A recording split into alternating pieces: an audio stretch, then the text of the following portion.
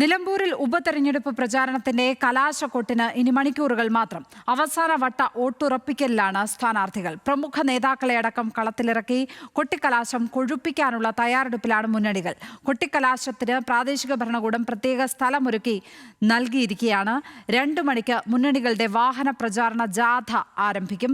വിവരങ്ങളുമായി ബിനിൽ ലീല സാബുവാണ് ചേരുന്നത്.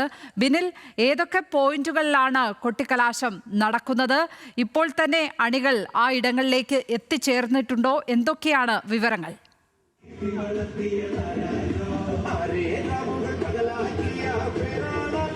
ലക്ഷ്മി, നിലമ്പൂർ ടൗണിലാണ് കൊട്ടിക്കലാശമുള്ളത്. അവിടെ വിവിധ സ്ഥലങ്ങൾ അറേഞ്ച് ചെയ്ത് നൽകിയിട്ടുണ്ട്. അതായത് BJPക്കും അതോടൊപ്പം LDFനും UDFനും പ്രത്യേകമായ ഇടങ്ങളിലാണ് ഈ കലാശക്കൊട്ടിനുള്ള സ്ഥലങ്ങൾ സജ്ജീകരിച്ചിട്ടുള്ളത്. നിലവിൽ UDF സ്ഥാനാർത്ഥി ആര്യടൻ ഷൗക്കത്തിന്റെ റോഡ് ഷോ ആരംഭിച്ചിട്ടുണ്ട്. വഴിക്കടവ് നിന്നും നിലമ്പൂരിലേക്കാണ് ആ റോഡ് ഷോ പോകുന്നത്.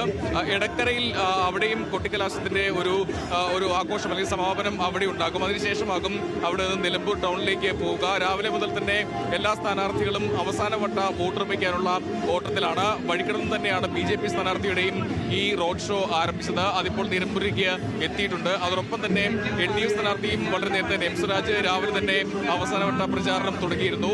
അത് നിലമ്പൂർ നഗരത്തിലേക്ക് എത്തുകയാണ്. എന്തായാലും 3 മണിയോട് കൂടി നിലമ്പൂർ നഗരത്തിലേക്ക് ഈ എല്ലാ സ്ഥാനാർത്ഥികളും എത്തും. അതോടൊപ്പം തന്നെ മറ്റ് പ്രവർത്തകരും എത്തും. മണിക്കൂറുകൾ മാത്രമാണ് ഇനി ബാക്കിയുള്ളത്. തെരഞ്ഞെടുപ്പ് അതിന്റെ ഏറ്റവും ആവേശത്തിലാണ് ഉള്ളത്.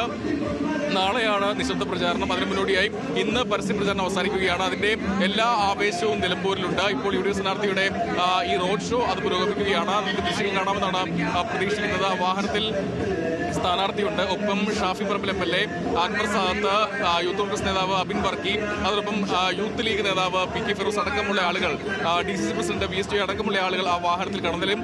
ഇവിടെ നിന്നും ഏകദേശം ഒരു മണിക്കൂർ യാത്രയുണ്ട് എടക്കരയിലേക്ക്. എടക്കരയിലും ഒരു അവസാനവട്ട അവിടെ സമാപനത്തിന്റെ ആഘോഷവും മറ്റും അവിടെ സംഘടിപ്പിച്ചിട്ടുണ്ട്. അതിനുശേഷമാകും നിലമ്പൂരിലേക്ക് എത്തുക.